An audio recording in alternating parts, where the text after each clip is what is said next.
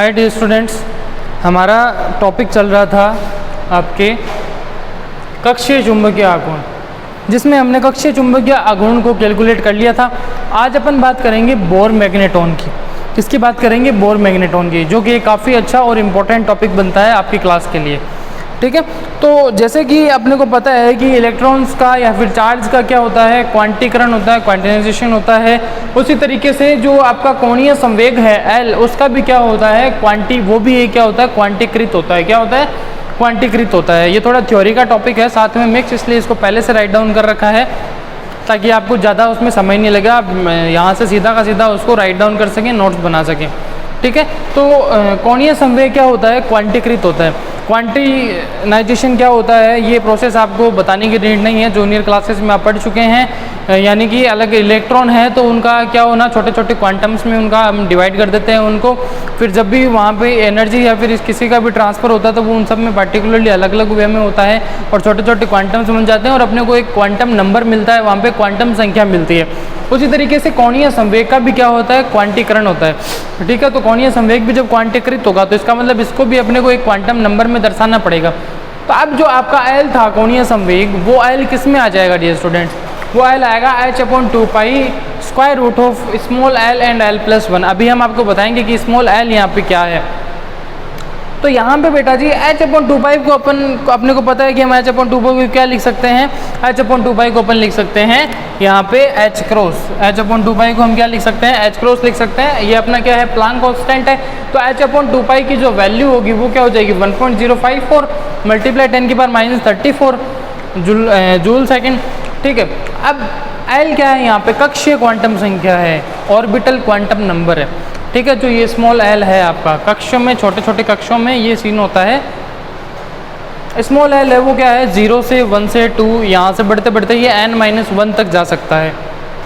n क्या है? यहाँ पे इलेक्ट्रॉन का मुख्य quantum number, main quantum number होगा। ठीक है, अब जो समीकरण नंबर 5 आपकी ये वाली, इसका जो मान है वो अपने को समीकरण नंबर 4 में, इक्वेशन नंबर 4 में लिखना है, जो इससे पहले हमने बनाई थी। 4 इक्वेशन कौन सी थी अपने पास में? जब आप समीकरण नंबर 4 में वो मान रखेंगे, इक्वेशन 4 थी μL इक्वल -E/2m जो सबसे लास्ट में अपने को मिला था इससे पहले वाली क्लास में। तो उसमें उसको रखोगे, उसमें रखोगे तो क्या होगा? यहाँ पे कैपिटल L की वैल्यू रखनी है। कैपिटल L की वैल्यू क्या मिली बेटा जी? h क्रॉस, और यहाँ पे आपके स्क्वायर रूट ऑफ l+1, तो वही यहाँ पे रखा है हमने। E/2m L है, L की जगह रख दिया h cross square root of L और l+1। ठीक है, ये समीकरण अपने को मिल गई 6। कितनी मिल गई? 6 समीकरण नंबर मिल गई। अब जो क्वांटिनाइजेशन का मीनिंग क्या है? छोटे छोटे पार्ट। उसी तरीके से यहाँ पे कोणीय संवेग L का क्या है? दिक् क्वांटीकरण होता है। दिक् क्वांटीकरण को क्या बोलते हैं अपन? देखो, किसी विशिष्ट दिशा z के सापेक्ष, यानी एक आपने पर्टिकुलर डायरेक्शन ले रखी है z, उसके सापेक्ष इलेक्ट्रॉन के कक्षीय कोणीय संवेग का अभिविन्यास। इलेक्ट्रॉन है कोई भी आपका, उसका जो आपका ऑर्बिटल एंगुलर मोमेंटम है, उसके अभिविन्यास यानी उसकी जो ओरिएंटेशन है, बनावट है, उसका भी क्या होता है? क्वांटीकरण होता है। यानी वो भी डिवाइड होता है और उसका भी वहाँ पे प्रोसेस, क्वांटिनाइजेशन का प्रोसेस होता है। और इसको क्या कहते हैं? दिक् क्वांटीकरण कहते हैं। यानी कि इसको क्या बोलेंगे आप? स्पेस क्वांटिनाइजेशन बोलेंगे। क्या बोलेंगे? स्पेस क्वांटिजेशन, क्योंकि ये भी एक दिशा के ऊपर डिपेंड कर रहा है। तो किस तरीके से होगा? यहाँ पे देखो, इस क्वांटीकरण को ml क्वांटम संख्या द्वारा कहते हैं। यानी जो ये दिक् क्वांटीकरण हो रहा है, इसको हम किससे दर्शाएंगे डियर स्टूडेंट्स? तो ये बेटा जी अपना होएगा ml। इस क्वांटम नंबर को अपन क्या बोलेंगे? ml बोलेंगे। ठीक है, और जो ml है यहाँ पे उसकी वैल्यू 0 +1 +-1 +-2 ऐसे चलते चलते +-l तक चलेगी। कैसे? ये वैल्यू अपने पास में यहाँ पे है। आप इसको देखेंगे, इस शेप को देखते हैं तो आपके पास में ये कोणीय संवेग L का क्या होता है? दिक् क्वांटीकरण, यानी छोटे छोटे। तो ये 0 फेज है, यहाँ पे आपके पास में पॉजिटिव वाला सीन चलेगा, यहाँ पे नेगेटिव वाला सीन चलेगा। तो 0 से h/2π अपने को लेना है, प्लांक कांस्टेंट, तो वो यहाँ पे प्लस में h/2π, माइनस में h/2π, इस तरीके से आगे आगे वो चलता रहेगा। m1 इक्वल क्या आएगा? 0। उसके बाद m1 प्लस का 1 आ जाएगा, प्लस का 2, यहाँ पे -1 -2, उस m के हिसाब से 0 लिया है तो बीच में 0 +-1, m1 आएगा प्लस का 1, m1 माइनस का 1। यानी इस तरीके से ये मान आपके बदलते हुए जाएंगे। और Lz क्या है? L cos थीटा हो जाएगा। यानी अगर आप इसका घटक लेंगे z डायरेक्शन में तो वो घटा क्या आएगा dear students, L cos theta आएगा, ठीक है। तो जो एल कोस थीटा आएगा तो एम एल एच अपॉन 2 पाई, यानी एच अपॉन 2 पाई साथ में आ रहा है, तो एच अपॉन 2 पाई का गुणज होगा वो चीज़। एम एल क्या है, ये जो नंबर अपना चेंज हो रहा है वो, इसको क्या बोल दिया, इक्वेशन नंबर 7 बोल दिया। सिंपल सा टॉपिक चल रहा है। अब यहाँ पे इसके सापेक्ष चुंबकीय आघूर्ण क्या होगा आपके पास में, एल के सापेक्ष चुंबकीय आघूर्ण क्या हो जाएगा अपने पास में। अब अपन चुंबकीय आघूर्ण को देखते हैं एक बार वापस कि वो किस तरीके से होता है। z के सापेक्ष जो आपका चुंबकीय आघूर्ण है, z के सापेक्ष चुंबकीय आघूर्ण क्या होगा, z दिशा के अंदर आप ले रहे हैं, अभी तो हम कंबाइन ले रहे थे इतनी देर तक। अब हमने यहाँ पे क्या बोला था, एक विशिष्ट दिशा z की आप बात कर रहे हो, तो z के सापेक्ष आप लेंगे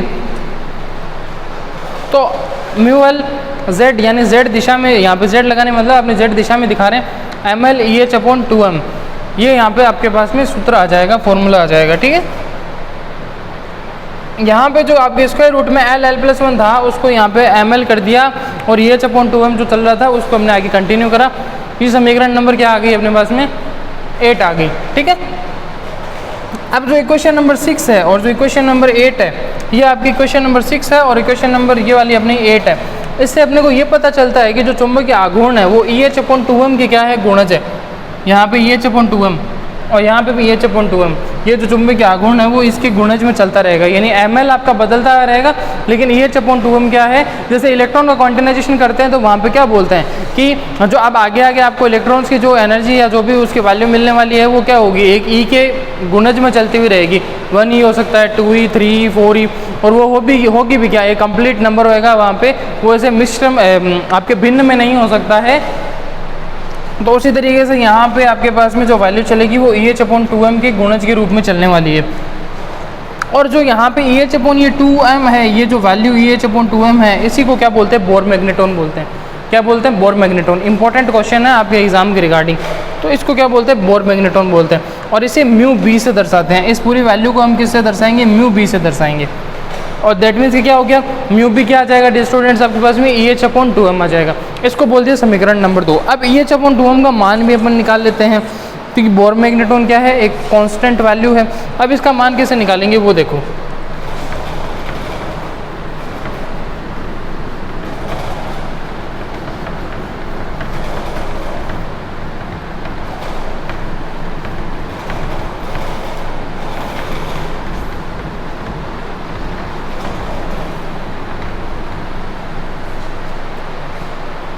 म्यू बी क्या है आपके पास में,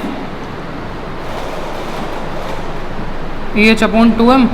ई क्या है आपके पास, इलेक्ट्रॉन। एच क्या है, प्लांक कांस्टेंट 2, और m क्या है आपके पास, है मास, ठीक है। तो अब इलेक्ट्रॉन का मास कितना होगा, 9.1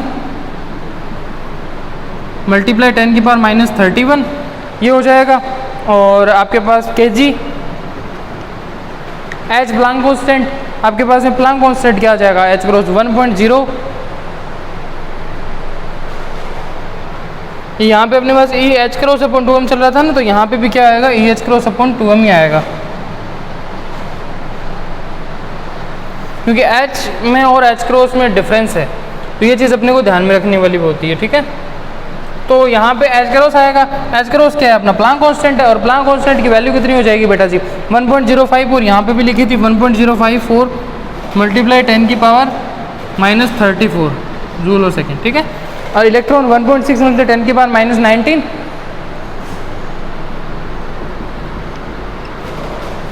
यानी इस कांस्टेंट में जो बोर मैग्नेटॉन में आपको वैल्यू मिली है, सारी वैल्यूज अपने पास में अवेलेबल हैं, इसका मतलब इसकी वैल्यू भी अपन कैलकुलेट कर लेंगे। तो म्यू बी निकालने के लिए क्या करोगे, ई की वैल्यू रखोगे। ई की वैल्यू कितनी है बेटा जी, 1.6 मल्टीप्लाई 10 की पावर माइनस 19, और मल्टीप्लाई में एच 1.054 मल्टीप्लाई 10 की पावर माइनस 34, और डिवाइड में क्या आएगा आपके पास में, इलेक्ट्रॉन का मास 9.1 मल्टीप्लाई 10 की पावर माइनस 31। एक काम करो, 10 की पावर वाली को अलग कर लो, बाकी सबको इधर कर लो। तो 1.6 मल्टीप्लाई 1.054 डिवाइड बाई 2 मल्टीप्लाई 9.1, और यहाँ पे 10 की पावर माइनस 19 और 10 की पावर माइनस कितना है, माइनस 34, और डिवाइड में 10 की पावर माइनस 31। तो इसको सोल्व करोगे, 1.6 मल्टीप्लाई 1.054 और डिवाइड में 2 मल्टीप्लाई, इनको सोल्व कर लेते हैं पहले। -10⁻−19, ये -34, ये 31 ऊपर जाएगा, माइनस का ऊपर जाके प्लस का हो जाएगा। इसको सोल्व करोगे तो ये क्या मिलेगी, 10 की पावर 31 है, 19 और 34 कितना हो गया, 9 4 13 और 3 1 4 1 5, तो कितना आया माइनस का 53,